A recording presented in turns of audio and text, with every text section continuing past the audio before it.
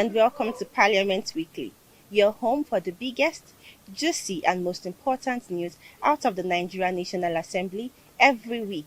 I am Sharon Eboesomi.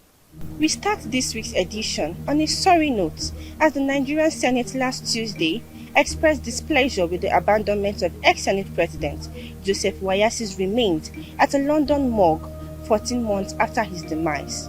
Senator Wayas, who was President of the Senate in the Second Republic, died in a London hospital on November 30, 2021, and his remains were deposited at the hospital's morgue. Moving a motion during plenary, Senator Gershom Bassey, representing Cross River South, stated that the delay in the burial of the former Senate President was embarrassing to the Senate and the federal government, just as he demanded urgent action, including immortalization on the part of the government. The Senate is worried that the remains of the late Senator Joseph, or the late Senate President, Senator Joseph Wayas, is yet to be buried. The Senate is concerned that this delay is an embarrassment to the National Assembly and to the nation that he headed between 1979 and 1983 and the Federal Republic of Nigeria. The Senate is troubled that further delay in the burial of Nigeria's Second Republic Senate President will put the nation in bad light. 14 whole months for mortuary. Nigeria, we hail thee. Meanwhile, the Red Chamber has adopted the Conference Committee report of both chambers of the National Assembly, recommending a harmonization of the bill for an act to establish the Nigerian Peace Corps. The Conference Committee, set up by both the Senate and the House earlier this year, successfully completed its task on Wednesday last week, a development that allowed for the presentation of its report in both chambers and the subsequent adoption by the House of Representatives on Thursday, March 30, 2023. According to the harmonized report of the Conference Committee, it adopted the version of the bill previously approved by the House of Representatives and laid before the Senate on Tuesday for adoption.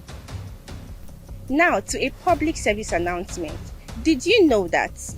Just kidding. Anyways, please hit the subscribe button and turn on notifications so you don't miss out on any of our interesting videos on this channel. In addition, my brothers and sisters, like this video, comment and share.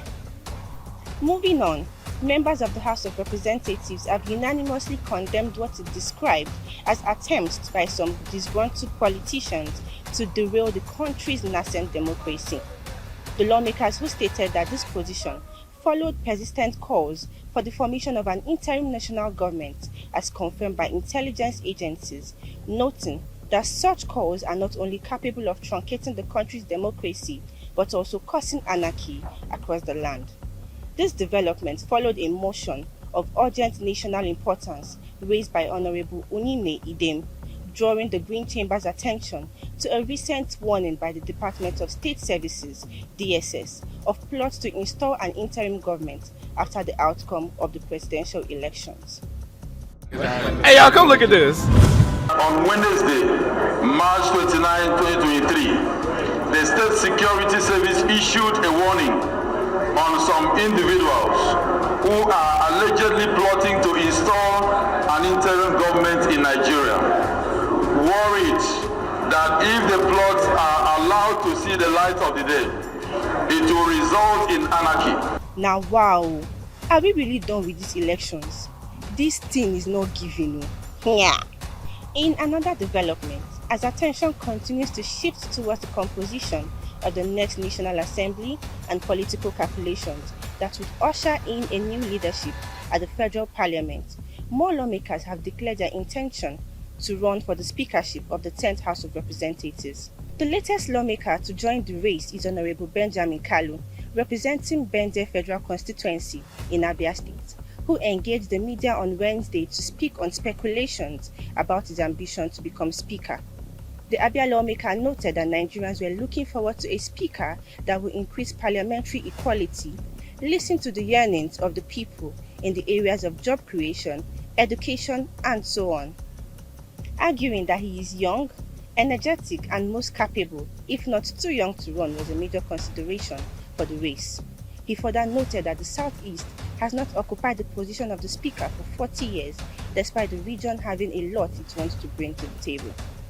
He joins a long list of contenders, including Yusuf Gaji, a former Speaker of Plateau House of Assembly, Honorable Ahmed Wase, the incumbent Deputy Speaker of the House, Honorable Mukhtar Aliyu Betara, Chairman of the House Committee on Appropriation, who are seriously warming up for the race. Read more about the issue of power distribution along regional and religious demographics in the Nigerian National Assembly on our website. Finally, OrderPaper Nigeria and its partners have announced no less than 15 members of the 9th National Assembly as semi-finalists for its first ever Most Valuable Parliamentarian MVP Hall of Fame. In a statement released on Friday, 4th April in Abuja by the Executive Director Oke Epia, OrderPaper said the shortlist of semi-finalists comprises a female senator, a principal officer, and no fewer than 5 first-term lawmakers across party lines from both chambers of the National Assembly. The MVP Hall of Fame initiative, which is in furtherance of the OrderPaper's contributions to legislative strengthening and promotion of improved service delivery in the National Assembly, aims at identifying and sustaining a distinct class of legislators who are performance-driven, excellence-inspired, and public-spirited.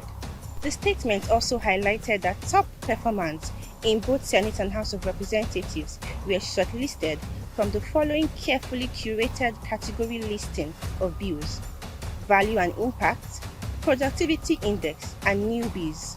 This list has Gbajabiamila, Senators Dahiru aka Binani, Obasani, Rep Tahir Mongunu, Ben Kalu, and many more.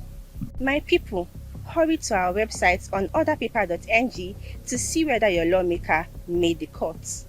Just before we go, the Senate has adjourned plenary to April 25, 2023 to allow lawmakers to observe Easter and Eid al-Fitr holidays. According to the Senate President, Ahmad Lawan, the break will enable lawmakers participate in their various religious activities as well as take a well-earned rest.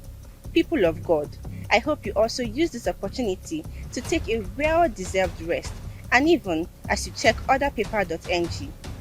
You know, all work and no play makes Jack a what? Happy holidays and see you next week.